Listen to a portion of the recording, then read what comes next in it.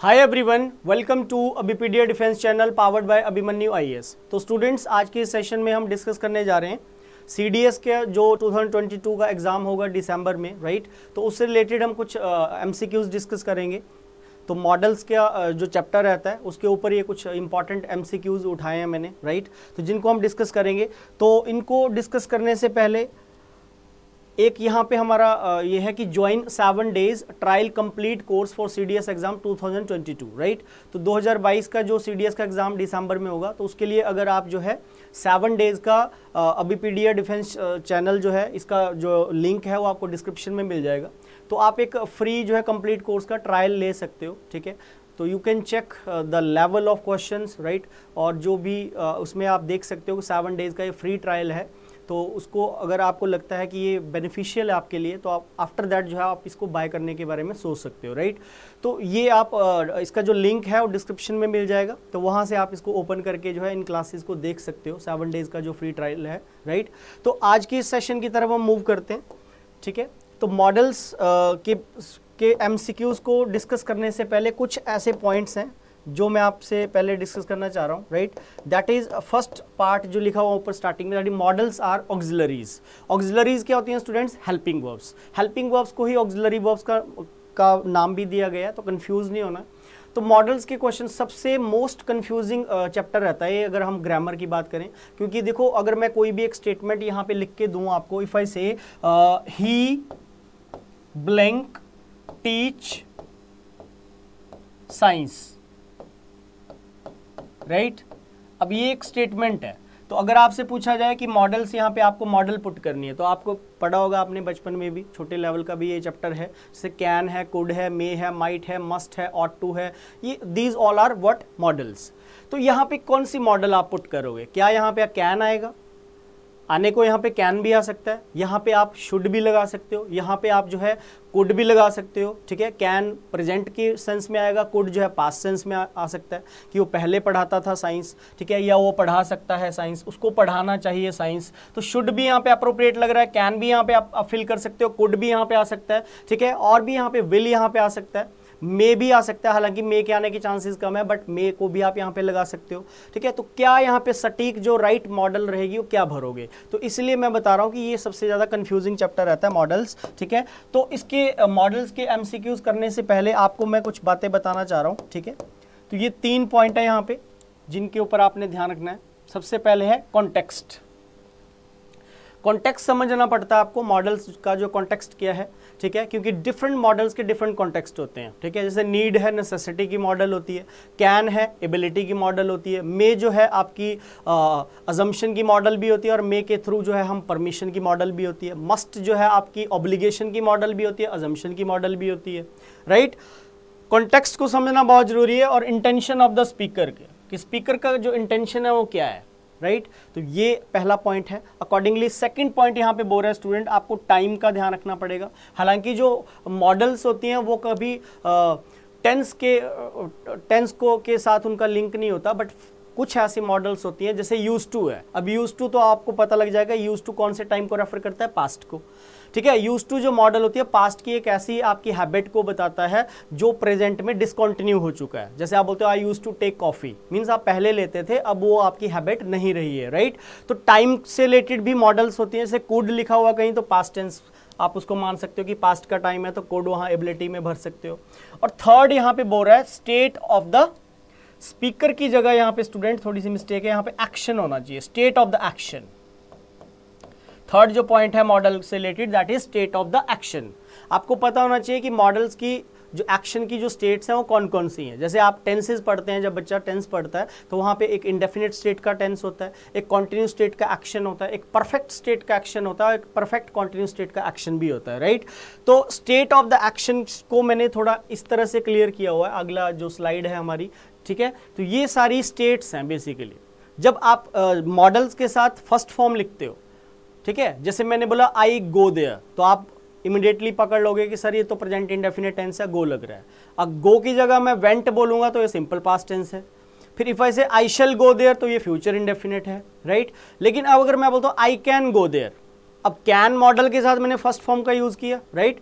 तो जैसे टेंसेस की इंडेफिनिट स्टेट होती है, वैसे जब आप किसी मॉडल के साथ फर्स्ट फॉर्म लिखते हो स्टूडेंट्स, जैसे यहाँ पे लिखा हुआ मॉडल प्लस फर्स्ट फॉर्म, तो जब किसी मॉडल के साथ फर्स्ट फॉर्म लिखा जाता है कैन के साथ, मे के साथ, कुड के साथ, माइट के साथ, ऑट टू के साथ, हाँ ठीक है, यूज टू के साथ, नीड के साथ आप फर्स्ट फॉर्म लिख दोगे, तो फिर वो कहलाती है मॉडल की इंडेफिनिट स्टेट, राइट। V1 जब मॉडल लेती है तो indefinite state of the action उसको बोला जाता है। जब किसी मॉडल के साथ बी लिखा जाता है और बी के साथ वर्ब की फर्स्ट फॉर्म और ing लिखा जाता है, जैसे मैं बोलता हूँ she might be going over there, he might be coming over here, तो आपसे पूछा जाए कि मॉडल के साथ हमने फर्स्ट फॉर्म के साथ ing पुट कर रहे हैं, तो ये मॉडल की कौन सी स्टेट है, ठीक है। तो आपको यहाँ पे समझना पड़ेगा कि स्टूडेंट्स ये है हमारी continue state of the action, क्योंकि जब हम मॉडल के साथ बी पुट करके V1 ing लिखते हैं तो that is the continue state of the action, right. तो जैसे हम बोलते हैं I am going there, present continuous, I was going there, past continuous, I shall be going there, future continuous. Similarly if I say I might be going there या he might be coming over here, so now this is the continuous state of the action of the model, right। Third, जब किसी model के साथ आप have लिखते हो और have लिख के आपको थर्ड फॉर्म लिखा जाता आगे, ठीक है, तो आपको पता है मॉडल के साथ हम हैव लिख रहे हैं, हैव के साथ थर्ड फॉर्म किस टेंस में आती है, ठीक है, हैज और हैव के साथ जब हम थर्ड फॉर्म लिखते हैं तो वो होता है परफेक्ट टेंस, ठीक है। जैसे आप बोलते हो we have done our duty, तो have plus done present perfect tense हो गया, right. We had done our duty, this is past perfect.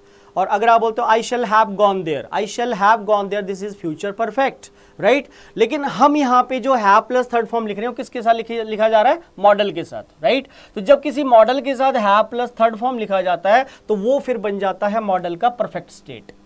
जैसे she might have gone there, the police might have caught the thief, now this is what, this is perfect state of the action, लेकिन है ये model का perfect state. तो आपको ये clear करना है स्टूडेंट्स कि जैसे टेंसेज में आप पढ़ते हो इंडेफिनिट स्टेट होती है, प्रेजेंट टेंस की इंडेफिनिट स्टेट होती है, प्रेजेंट टेंस की कॉन्टिन्यू स्टेट होती है, फिर प्रेजेंट की परफेक्ट स्टेट होती है, फिर प्रेजेंट की लास्ट परफेक्ट कॉन्टिन्यू स्टेट होती है। तो उसी तरह आपको ये भी ध्यान रखना है कि मॉडल का इंडेफिनिट स्टेट भी होता है, मॉडल का कॉन्टिन्यू स्टेट भी होता है, मॉडल का परफेक्ट स्टेट भी होता है। जब आप किसी मॉडल के साथ फर्स्ट फॉर्म लिखते हो तो इंडेफिनिट स्टेट का एक्शन कहलाएगा, जब किसी मॉडल के साथ बी लिख के V1 ing लिखते हो तो कॉन्टिन्यू स्टेट का एक्शन कहलाएगा। और जब आप whenever you put have plus V3 with any model, so that is the perfect state of the action of the model, right। अब जब किसी मॉडल के साथ आप बी लिखते हो, अब वर्ब की थर्ड फॉर्म लिखते हो, अब बी यहाँ पे भी आ रहा है, मॉडल प्लस बी प्लस यहाँ V1 ing आ रहा है, तो फिर ये कॉन्टिन्यू स्टेट का एक्शन बनेगा। लेकिन मॉडल के साथ जब बी प्लस V3 लिखा जाता है तो फिर वो होती तो इंडेफिनिट स्टेट है बट होती वो पैसिव वॉइस में है। इसका एग्जांपल मैं ऐसे दे सकता हूं, जैसे मैंने बोला he may sing a song, sing a song, right. तो अब हम देख रहे हैं मे के साथ यहाँ फर्स्ट फॉर्म आ रहा है, तो मतलब ये वाली स्टेट लग रही है first form, model plus first form, model है मे और सिंग आ रही फर्स्ट फॉर्म। इसका पैसिव वॉइस बनाओगे तो क्या बनेगा, अ सॉन्ग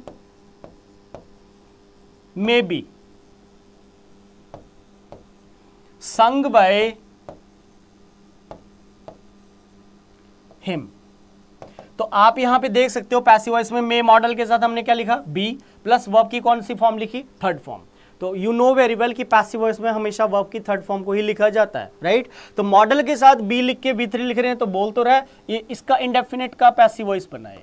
इस फर्स्ट जो स्टेट है इंडेफिनिट स्टेट ऑफ मॉडल, इसका पैसिव वॉइस जब बनाओगे तो ये लिखा जाएगा model plus be plus V3।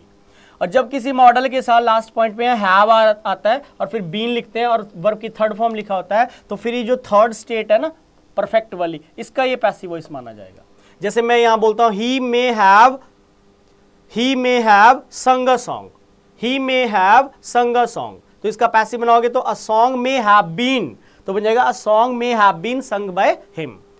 तो परफेक्ट स्टेट का जो पैसिव बनाओगे उसमें आप ये लास्ट वाला लिखोगे modal plus have plus been plus V3, और जब आप इंडेफिनिट स्टेट का पैसिव बनाओगे तो थर्ड बनेगा modal plus be plus V3, right. तो आपको ये 5 स्टेट्स का नॉलेज होना चाहिए। अब आपके सामने यहाँ पे 3 एग्जाम्पल शो होंगे, ठीक है। हमें ये देखना है कि क्या इन 3 स्टेटमेंट्स में ये जो स्टेट्स लिख रहा है, जैसे देखो पहला बोल रहा है they have not returned yet, they may still play there, may के साथ प्ले लिख रहा है, मतलब फर्स्ट इंडेफिनिट स्टेट लगा रहा है, he is absent, he may fall ill, may के साथ फर्स्ट फॉर्म लिख रहा है, ये भी इंडेफिनिट स्टेट लगा रहा है। दिस एविडेंस मे यूज, ये अब यहाँ पे भी मे के साथ यूज लिख रहा है। तो इन तीनों सेंटेंसेस में ये सबसे पहली स्टेट को यूज किया जा रहा है, दिस वन, राइट।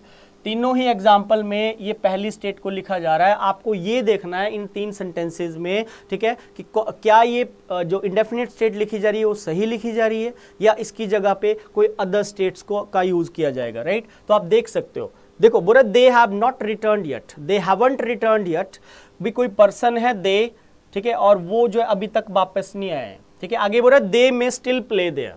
अब यहाँ पे इस सेंटेंस में मैंने जानबूझ के एक वर्ड डाला है स्टिल, ठीक है। अगर आप कॉम्पिटिटिव एस्पायरेंट्स हो तो ये छोटे छोटे पॉइंट्स होते हैं जहां से चीजों को पकड़ा जाता है। स्टिल जो है एडवर्ब ऑफ टाइम होता है, स्टिल एडवर्ब ऑफ टाइम होता है, स्टिल के थ्रू हम टाइम को रेफर करते हैं, और स्टिल कभी भी इंडेफिनिट स्टेट में यूज नहीं किया जाता, ठीक है। तो ये जो अगला पार्ट है, ये जो इंडेफिनिट स्टेट यहाँ पे लिखी जा रही है ना, ये गलत है। स्टिल हमेशा इन प्रोसेस एक्शन को बताता है, इन प्रोसेस एक्शन होता है जो अभी गोइंग ऑन है। स्टिल हमेशा कॉन्टिन्यूस स्टेट का वर्ड होता है। स्टिल को कभी ना तो आप इंडेफिनिट स्टेट में यूज कर सकते हो, ना ही कभी आप स्टिल को परफेक्ट स्टेट में यूज कर सकते हो। आप ऐसे बोल सकते हो, we are still attending our class, I am still delivering my lecture, right. तो स्टिल कॉन्टिन्यूस स्टेट का एक्शन होता है। तो हमें क्लियर हो गया। ये जो आगे यहाँ पे लिख रहा है दे मे स्टिल प्ले देयर, ये गलत लिखा जा रहा है। यहाँ पे होना चाहिए दे मे स्टिल बी, और प्ले के साथ हमें क्या लिखना पड़ेगा, यहाँ पे आईएनजी लगाना पड़ेगा। तो ये करेक्ट बनेगा, क्योंकि स्टिल जो है कॉन्टिन्यूस स्टेट का एक्शन होता है, ठीक है। तो उसके साथ आपको कॉन्टिन्यूस टेंस को लिखना पड़ेगा। तो मॉडल की यहाँ पे लगनी चाहिए थी दूसरी स्टेट। तो अगर आपको ये नहीं पता होगा कि यार मॉडल की ये भी स्टेट्स होती हैं, तो आप उसमें एरर नहीं आइडेंटिफाई कर पाओगे, ठीक है। हमेशा ये मत सोचना कि मॉडल सिर्फ फर्स्ट फॉर्म लेती है। मॉडल के साथ बी लिख के वी एनजी भी लिखा जा सकता है, ठीक है, कॉन्टिन्यूस स्टेट को रेफर करेगा। मॉडल के साथ हैव लिख के थर्ड फॉर्म को भी लिखा जा सकता है, फिर वो परफेक्ट बन जाएगा, ठीक है। तो as I told you earlier, तो यहाँ पे होना चाहिए they may be still playing there. अब एक छोटी सी बात और भी है, कॉन्सेप्ट अगर हम ऐसे भी देख सकते हैं कि दे हैव नॉट रिटर्न्ड येट, कि वो कोई पर्सन है वो अभी तक वापस नहीं आए हैं। अगर वो वापस नहीं आए हैं तो ये जो मे मॉडल होती है ना स्टूडेंट्स, ये पर्सनल अजम्पशन को के लिए यूज किया जाता है मे को। May is the model of assumption, right. Personal assumptions हम मे के थ्रू लगाते हैं। जैसे विराट कोहली है, उसकी जो 71st सेंचुरी अब लटकी हुई है, 1.5-2 साल से बन नहीं रही है वो, राइट। वो अलग मसला है कि नहीं बन रही है। तो अगर आप विराट कोहली के फैंस हो, ठीक है, तो जब भी कभी कोई इंडिया का मैच होता है और उसमें विराट कोहली भी खेल रहा है, तो हम अगर हम उसके फैंस हैं, मतलब बहुत सारे फैंस हैं उस बंदे के, ठीक है, उसकी फैन फॉलोइंग बहुत है, तो हम ये पर्सनल अजम्पशन लगाते हैं कि he may score a century in this particular one day match, right, कि शायद यार ये बना लेगा। तो मे, जब आप पर्सनल अजम्पशन लगाते हैं तो देयर वी यूज मॉडल मे का यूज किया जाता है, राइट। तो यहाँ पे बोल रहा है कि कोई पर्सन है वो अभी तक वापस नहीं आए हैं। अगर वो वापस नहीं आए हैं तो अंडरस्टूड मीनिंग यही बना कि शायद वो अभी भी खेल रहे होंगे। अगर वो मतलब उनका खेलना उन्होंने बंद कर दिया होता तब तो वापस आ जाते, सिंपल सी बात है। तो ये स्टेट तो कंटिन्यूस की ही जाएगी, ऑब्वियस है, राइट। तो आई थिंक आपको ये फंडा समझ आ रहा होगा कि कौन सी स्टेट को आपको लिखना है accordingly, according to the requirement of the sentence, according to the context of the sentence, you have to identify that which state of the action you have to put in the examination. वहाँ पे गड़बड़ देता है। जैसे second sentence की बात करें, यहाँ पे भी मे और फॉल लिख रहा है, मे मतलब मॉडल के साथ फर्स्ट फॉर्म लिख रहा है, इंडेफिनिट स्टेट ही दे रहा है यहाँ पे भी, ठीक है। अब देखो यहाँ पे बोल रहा है he is absent, he is absent, कि कोई पर्सन है वो एब्सेंट है। सपोज हमारी क्लास में कोई राहुल नाम का लड़का है और वो एब्सेंट है आज, राइट। तो अब उसके एब्सेंट होने के पीछे रीजंस बहुत सारे हो सकते हैं। There can be so many assumptions, ठीक है। एब्सेंट होने का कारण तो बहुत सारे हो सकते हैं, ठीक है। यहाँ पे जो हमें रीजन दे रहा है वो बता रहा है कि शायद वो बीमार हो गया होगा, ठीक है। यहाँ पे बीमार होने वाला रीजन मेंशन्ड है इस सेंटेंस में। वैसे देखा जाए तो एब्सेंट होने के बहुत सारे कारण हो सकते हैं। हो सकता है कि राहुल के घर में कोई गेस्ट्स आ गए तो राहुल ने सोचा कि चलो यार आज मैं छुट्टी कर लेता हूँ, ये भी रीज़न हो सकता है। हो सकता है राहुल का सेम डे ही कोई एग्ज़ाम है CDS का या कोई डिफेंस का उसने एग्ज़ाम देना है, तो उसने सोचा कि आज मैं छुट्टी कर लेता हूँ। या हो सकता है कि राहुल अपने फ्रेंड्स के साथ कहीं घूमने चला गया है। बहुत सारी असम्पशंस हो सकती है ना, लॉजिकल आपको बनना पड़ेगा, you have to think. There can be so many assumptions, उसके एब्सेंट होने के पीछे बहुत सारी असम्पशंस हो सकती हैं। लेकिन स्टूडेंट्स, आपको पेपर में अपनी तरफ से वो असम्पशंस हमें एज्यूम नहीं करनी है, हमें वही असम्पशन एज्यूम करनी होती है जो हमें सामने दे रखा है।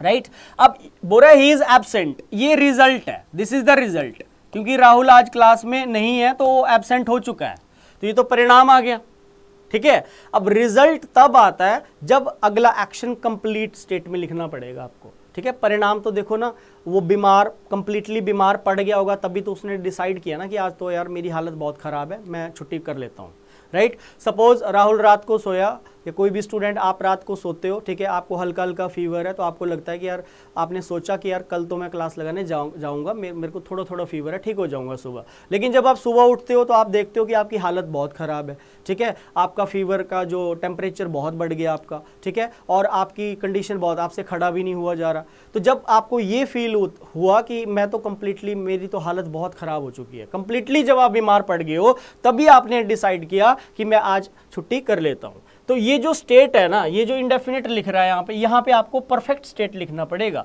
तो यहाँ पे ये जो मे फॉल है ये गलत है, यहाँ पे इसकी जगह होना चाहिए may have fallen, may have fallen, right. क्योंकि रिजल्ट स्टूडेंट्स तभी निकलता है जब आप किसी जो दूसरा एक्शन हो वो जब कंप्लीट स्टेट में लिखा जाएगा तभी परिणाम आएगा। जब वो कंप्लीटली बीमार पड़ गया है तभी उसने डिसाइड किया कि आज मैं छुट्टी करूंगा, इसलिए वो एब्सेंट है, राइट। तो लगनी थी यहाँ पे ये थर्ड स्टेट में model plus have plus V3 लगा के दे रहा है हमें इंडेफिनिट स्टेट, तो ये गलत हो जाएगा, ठीक है। तो इसके अकॉर्डिंग आपको यहाँ पे करना पड़ेगा। अब थर्ड बोल रहा है दिस एविडेंस में यूज अगेंस्ट योर फ्रेंड। अब ये जो दिस एविडेंस है ये यहाँ पे सब्जेक्ट है, this is the subject, right. तो क्या एविडेंस क्या होता है? गवाह होता है, सबूत होता है, ठीक है। और मे यूज करना ही होता है। तो क्या मतलब एविडेंस यूज करेगा, ठीक है। कई बार ऐसा भी होता है, समटाइम्स आपको सब्जेक्ट तो गिवन है but that particular subject is in non door state, इसको बोलते हैं नॉन डोअर सब्जेक्ट है। यहाँ पे ये कोई एक्शन नहीं कर रहा है, सब्जेक्ट ये देखने में है। अकॉर्डिंग टू ग्रामेटिकल स्ट्रक्चर, जब हम ग्रामर का स्ट्रक्चर सेंटेंस लिखते हैं तो वहाँ पे सब्जेक्ट पहले आता है, फिर वर्ब आती है, देन ऑब्जेक्ट आता है।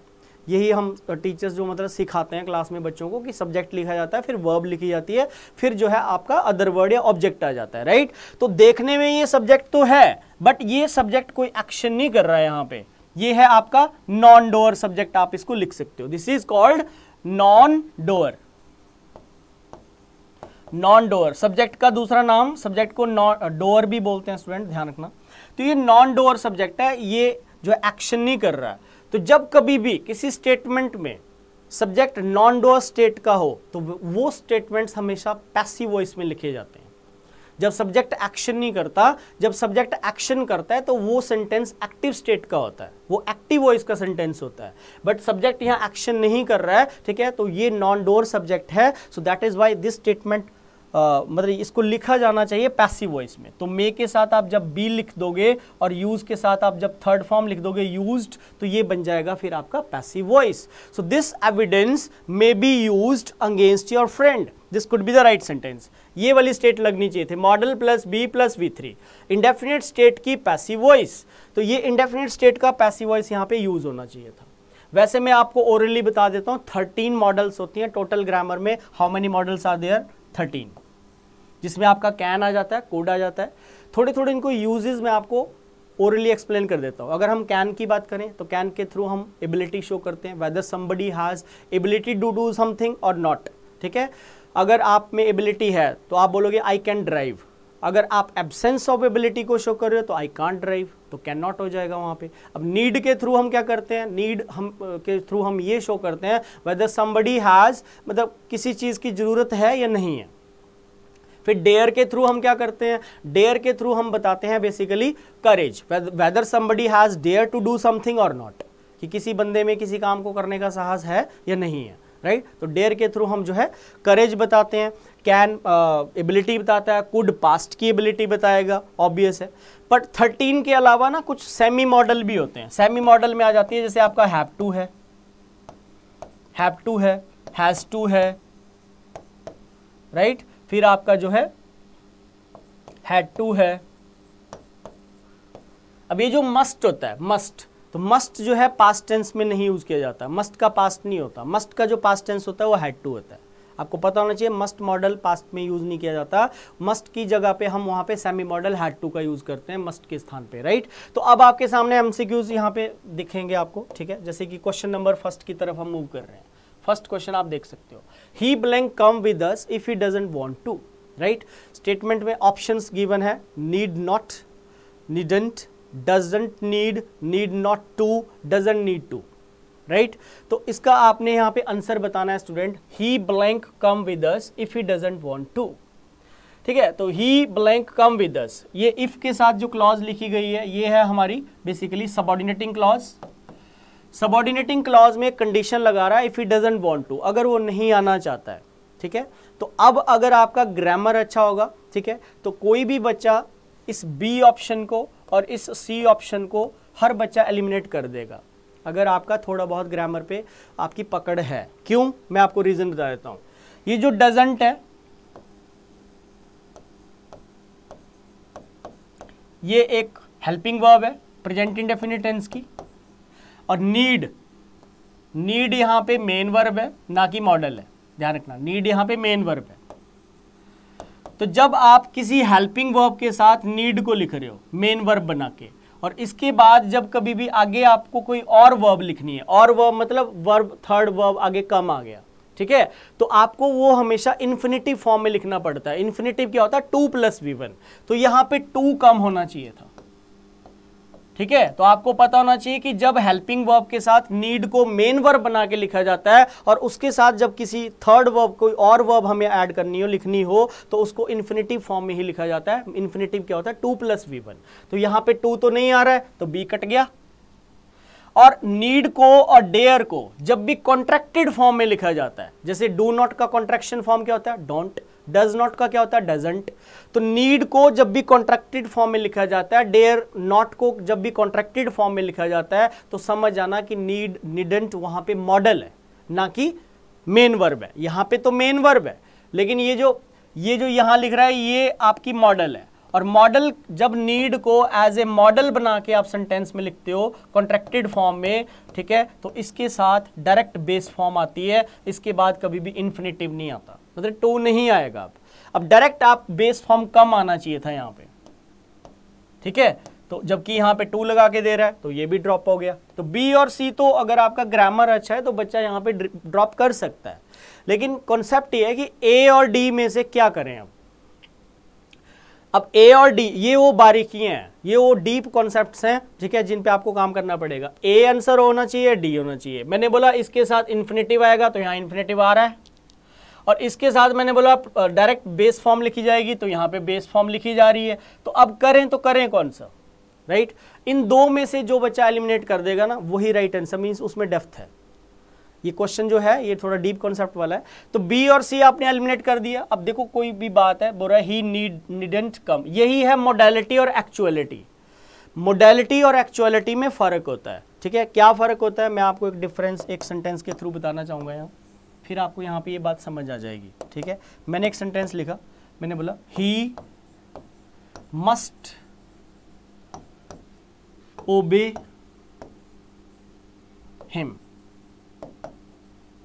या ही की जगह मैं दे लिख देता हूं स्टार्टिंग में, सब्जेक्ट मैं यहां पे दे लिख देता हूं। इस बात को समझना आप, they must obey him. Second मैं लिख देता हूं they have to obey him. 2 statements are written over here. एक में मैंने प्रॉपर मॉडल मस्ट का यूज किया है, और एक में मैंने सेमी मॉडल हैव टू का यूज किया। सेमी होता है हाफ, ये हाफ मॉडल का काम करते हैं, have to, has to, had to, will have to, shall have to, ये प्रॉपर मॉडल का काम नहीं करते, राइट। तो इन दोनों स्टेटमेंट्स में फर्क है, बहुत डिफरेंस है। यहां से आपको एक बात समझनी पड़ेगी कि मॉडल चैप्टर का काम क्या है, बेसिकली मोडालिटी कब यूज होती है, ठीक है। तो देखो जब हम जैसे दे लिखा मैंने, दे, सपोज दे ना कोई नौकर है, ये कोई सर्वेंट्स है, नौकर है, और हिम इनका मालिक है, तो हम ये बोल रहे हैं कि दे मस्ट ओबे हिम। तो हम इन दे पे, इन सर्वेंट्स पे क्या कर रहे हैं, इम्पोज कर रहे हैं, थोप रहे हैं हम इन पे अपनी मतलब इंटेंशन को, स्पीकर ऑफ द इंटेंशन को शो कर रहा है कि जो दे है उनको जो है हिम को, अपने मालिक को फॉलो करना ही चाहिए। तो इसमें हमारा ओपिनियन छलक रहा है। हम उसको बोल रहे हैं कि जो सर्वेंट्स हैं उनको अपने मालिक को फॉलो करना ही चाहिए, मतलब ओबे करना ही चाहिए, उसका पालन करना ही चाहिए। तो यहाँ पे इंटेंशन ऑफ द स्पीकर, जब भी कभी आपको इंटेंशन ऑफ द स्पीकर बताना हो तो वहाँ पे हमेशा मॉडल का यूज किया जाता है। उसको आप जो है फैक्ट के थ्रू नहीं बता सकते, उसमें आप जो है वो नहीं कर सकते, टेंस वाला रूल नहीं लगा सकते वहां पे, राइट। अब दूसरा देखो क्या बोल रहा है, दूसरा बोल रहा है they have to obey him. अब ये बोल रहा है कि जो दे हैं, जो सर्वेंट्स हैं, उनको हिम को क्या करना पड़ता है, अब करना पड़ता है कि जो सर्वेंट्स है, जो दे हैं, उनको हिम को ओबे करना पड़ता है। अब करना पड़ता है और करना चाहिए, इन दो स्टेटमेंट्स में बहुत डिफरेंस है। करना चाहिए, जब आप किसी को बोल रहे हो कि तुम्हें मेहनत करनी चाहिए, तो तुम अपना ओपिनियन दे रहे हो, ठीक है, तुम्हें मेहनत करनी पड़ती है, तो ये एक्चुअलिटी है, ये फैक्ट है, ये रियलिटी है कि आपको मेहनत करनी पड़ती है। इसमें मेरा कोई इंटेंशन नहीं है, मैं कुछ अपना ओपिनियन नहीं दे रहा हूं। लेकिन मैं अगर आपको सुझाव दूं तो फिर मैं वहां प्रॉपर मॉडल का यूज करूंगा, यू शुड ओबे हिम।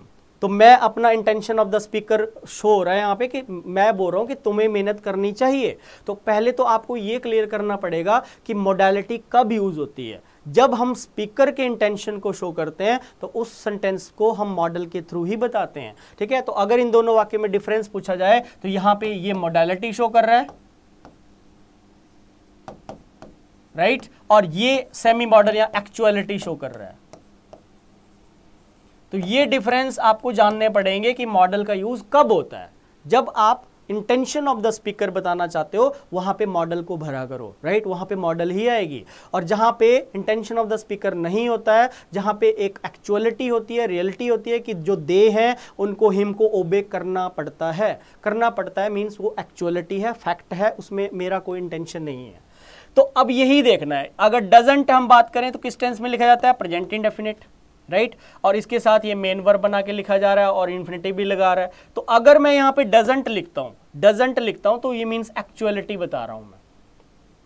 और अगर मॉडल लिख रहा हूं, यही फर्क है, अगर मॉडल लिख रहा हूं तो मॉडलिटी बता रहा हूं, इंटेंशन ऑफ द स्पीकर बता रहा हूं। अब आपको इस सेंटेंस में यही चेक करना पड़ेगा वेदर यहाँ पे इंटेंशन ऑफ द स्पीकर लिखना पड़ेगा तो मॉडल आंसर ए बनेगा, अगर आपको यहाँ पे फैक्ट वाली बात बतानी है तो आंसर डी बनेगा, राइट। जैसे देखो मैंने बोलता हूं जो सिंपल प्रेजेंट टेंस होता है, आपने पढ़ा होगा कि प्रेजेंट इंडेफिनिट टेंस कहाँ कहाँ यूज होता है। वो एक फैक्ट को बताता है, यूनिवर्सल ट्रुथ जहाँ पे होती है वहाँ पे इंडेफिनिट टेंस को लगाते हैं, ठीक है। और जहाँ और भी बहुत सारी बातें हैं, जैसे हैबिचुअल एक्शंस में आ जाता है, डेली रूटीन में आ जाता है, फ्यूचर के फिक्स्ड एक्शन में आ जाता है इंडेफिनिट टेंस, राइट। तो अगर मैं ऐसे बोलता हूँ he does not speak English, he doesn't speak English, क्यों इंग्लिश नहीं बोलता है, तो doesn't present indefinite tense fact को बताता है, ठीक है। तो अगर मैं बोलता हूँ वो इंग्लिश नहीं बोलता है तो इसमें मेरा कोई इंटेंशन नहीं है, मैंने अपना ओपिनियन नहीं दिया, ये फैक्ट है कि वो इंग्लिश नहीं बोलता है। आप बोलते हो वो यहाँ पे नहीं रहता है, ही डजंट लिव हियर, ठीक है। तो इसमें कोई फैक्चुअल, ये फैक्ट को रेफर कर रहा है, ना कि किसी के इंटेंशन को बता रहा है। आप इसमें अपना ओपिनियन नहीं दे रहे हो कि वो यहाँ पे नहीं रहता है, ये एक फैक्ट है कि वो यहाँ पे नहीं रहता है, राइट। तो यहाँ पे देखो कोई पर्सन है, सपोज मैं इसका एग्जांपल आपको आंसर बताता हूँ, क्लियर कर देता हूँ, इसका आंसर ए है, डी नहीं होगा, ठीक है। तो जैसे यहाँ बोल रहा है if he doesn't want to, मैं आपको ऐसा एग्जांपल देता हूँ, जैसे मान लो कोई भंडारा है, कहीं पे कोई भंडारा है और आपको इन्वाइट किया गया कि चलो यार वहाँ पे खाना खा लो, राइट, खाना खाने चलो वहाँ पे, राइट। आप 3-4 फ्रेंड्स हो, आपका एक ऐसा फ्रेंड है जो ऑलरेडी खाना खा चुका है और वो आराम कर रहा है, रेस्ट कर रहा है।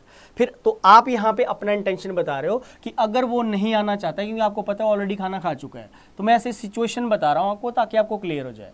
तो if he doesn't want to, अगर वो नहीं आना चाहता है तो उसको रहने दो यार, वो हो रहा है कि he need not come with us, तो उसको आने की जरूरत नहीं है। तो आप यहाँ पे अपना ओपिनियन दे रहे हो, ना कि आप एक फैक्चुअल स्टेटमेंट बता रहे हो। तो आंसर यहाँ पे ए बनेगा। अब इसी पहले क्वेश्चन पे मैंने कम से कम 10 मिनट आपको लगा दिए, तो आपको ये क्लियर होना चाहिए कि मोडालिटी कब यूज करते हैं, एक्चुअलिटी कब यूज होती है। एक्चुअलिटी वाले सेंटेंस भी आने वाले हैं, देखते हैं। सेकंड क्वेश्चन की तरफ मूव करते हैं, देखें। बोला he blank read faster a few years ago, बड़ा इजी क्वेश्चन है, ठीक है। अ फ्यू ईयर्स अगो, एक हमारे सामने टाइम गिवन है, दिस इज द टाइम, ये टाइम है। अब आपको देखना पड़ेगा, अगो की बात करें, फ्यू ईयर्स अगो मतलब कुछ समय पहले, तो ये टाइम आपको देखना पड़ेगा कब का है, पास्ट का टाइम है, पास्ट का टाइम है तो ऑब्वियस है यहाँ पे कैन मॉडल ड्रॉप हो जाएगी, ठीक है।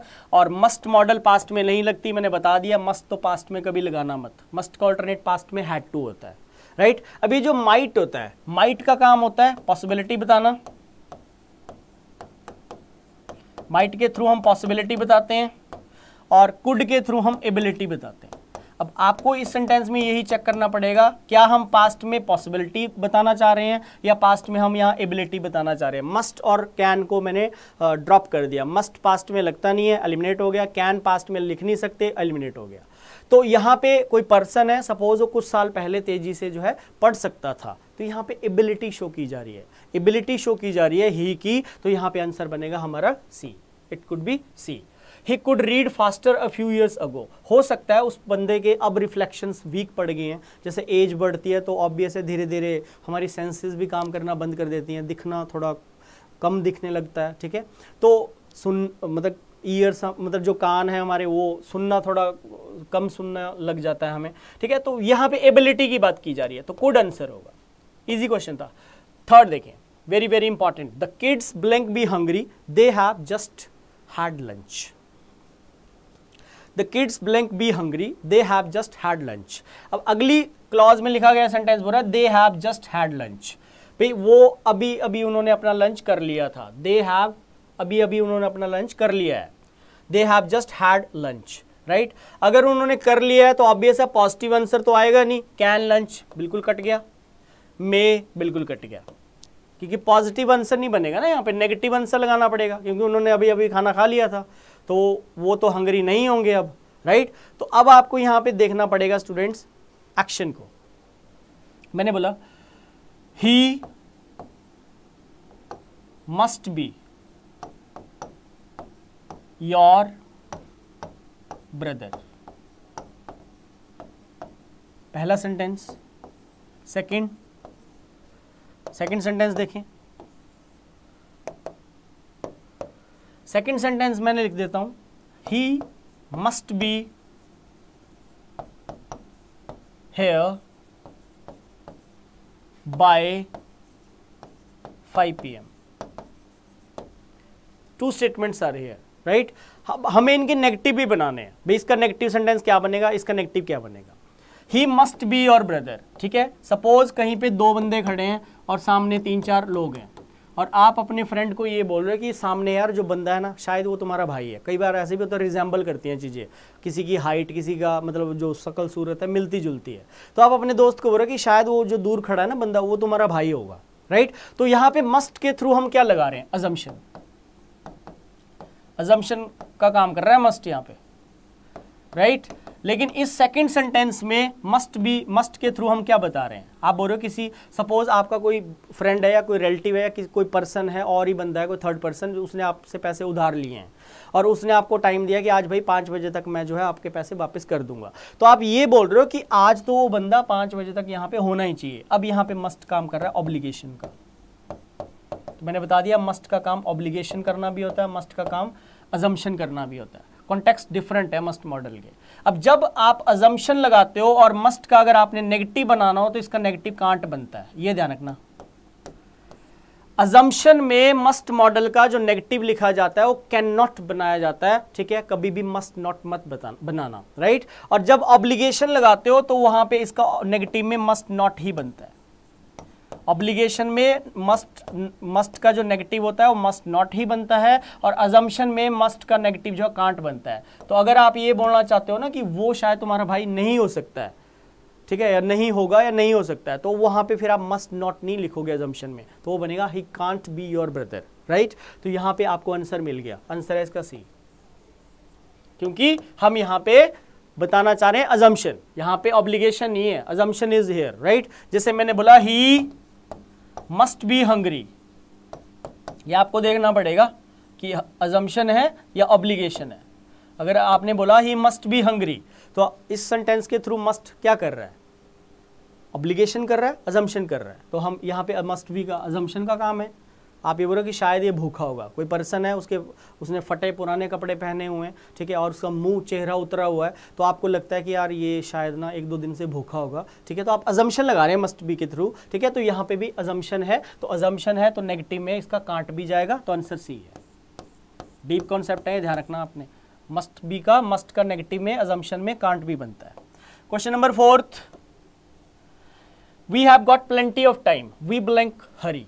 अब यहाँ पे आपको देखना है इंटेंशन ऑफ द स्पीकर है या एक्चुअलिटी बतानी है, फैक्चुअल स्टेटमेंट है या इंटेंशन ऑफ द स्पीकर बता रहे हो। तो ये एक्चुअली हम स्पीकर का ही इंटेंशन बता रहे हैं। कोई वी है और वो बोल रहे हैं कि हमारे पास बहुत सारा टाइम है, बहुत सारा समय है हमारे पास, हमें जल्दी करने की ज़रूरत नहीं है, तो अपने ही ओपिनियन को रेफर कर रहे हैं। तो इंटेंशन ऑफ द स्पीकर के लिए मोडालिटी आएगी, ठीक है। ये फैक्चुअल स्टेटमेंट नहीं आ सकती, ठीक है। कांट यहाँ नहीं लगा, एबिलिटी की बात नहीं हो रही है, ठीक है। अजम्पशन की बात भी नहीं हो रही है, तो यहाँ पे एब्सेंस ऑफ नेसेसिटी की बात है, तो आंसर होगा हमारा needed, right. We have got plenty of time, we need not hurry. Fourth could be the right answer over here. Come to the fifth. अब ये लास्ट सेंटेंस है आज की क्लास का, इसका पार्ट 2 भी रहेगा। मतलब मैंने एक्सप्लेनेशन थोड़ी ज़्यादा कर दी, थ्योरी भी थोड़ी आपको बताई, राइट। तो इसका 6 नंबर से फिर नेक्स्ट पार्ट में हम करेंगे। आज ये हमारी क्लास का लास्ट क्वेश्चन रहेगा, 5th one. Mohan miss the bus this morning. अब पहले तो आप ये देखो, क्या ये सेंटेंस जो है एक फैक्ट है या इसमें आपका कोई ओपिनियन जाएगा। अगर आप अपना ओपिनियन कोई दे रहे हो, इंटेंशन ऑफ द स्पीकर दे रहे हो, तब इसमें मॉडल आएगी। लेकिन ये तो एक फैक्ट स्टेटमेंट है, फैक्चुअल स्टेटमेंट है कि आज सुबह दिस मॉर्निंग जो है मोहन क्या हुआ था, उसकी जो बस जो है मिस हो गई थी। तो ये तो फैक्ट है, ये इसमें हमारा कोई ओपिनियन नहीं है। जब हमारा कोई ओपिनियन नहीं जाएगा तो मॉडल वाली ऑप्शन तो ड्रॉप कर दीजिए, कोड तो आएगा नहीं, ठीक है। यूज्ड टू तो आएगा नहीं, ये तो दोनों मॉडल होती हैं। अब यहाँ पे आएगी बेसिकली एक्चुअलिटी, एक रियलिटी आएगी। जब रियलिटी के लिए आपको आंसर देना हो तो वहाँ पे कभी मॉडल ना भरें। जब मॉडलिटी, जब आप जो है अपना कोई ओपिनियन दे रहे हो तो वहाँ पे मॉडल का यूज़ किया जाता है, राइट। अब टाइम कहाँ पे, टाइम क्या बता रहा है, मिस्ड बता रहा है। मिस्ड से आपको पता हो गया पास्ट टेंस है, तो आंसर ऑप्शन ए भी आपकी ड्रॉप हो जाएगी। हैज़ टू तो आ नहीं सकता, पास्ट के टाइम के लिए आपको पास्ट ही टेंस लगाना पड़ेगा, तो यहाँ पे आएगा semi modal had to, right. तो ये बनेगा आपका राइट आंसर यहाँ पे had to. So Mohan missed the bus this morning so he had to walk to school. इसमें फर्दर इसी पीपीटी में कुछ और क्वेश्चंस भी हैं और उसमें मैं थोड़े से और इसमें फिलर के क्वेश्चन डालूंगा और वो रहेगा हमारा इसका मॉडल का पार्ट 2, राइट। तो आज के इस सेशन में इतना रहेगा students. Thank you very much, take care and हमारे साथ जुड़े रहिए अभिपीडिया डिफेंस चैनल के साथ। और जो मैंने स्टार्टिंग में एक अनाउंसमेंट की थी 7 डेज ट्रायल क्लासेस की, वो आप डिस्क्रिप्शन में लिंक है, उसमें आप देख सकते हो। तो आज के इस सेशन में इतना रहेगा। Thank you very much.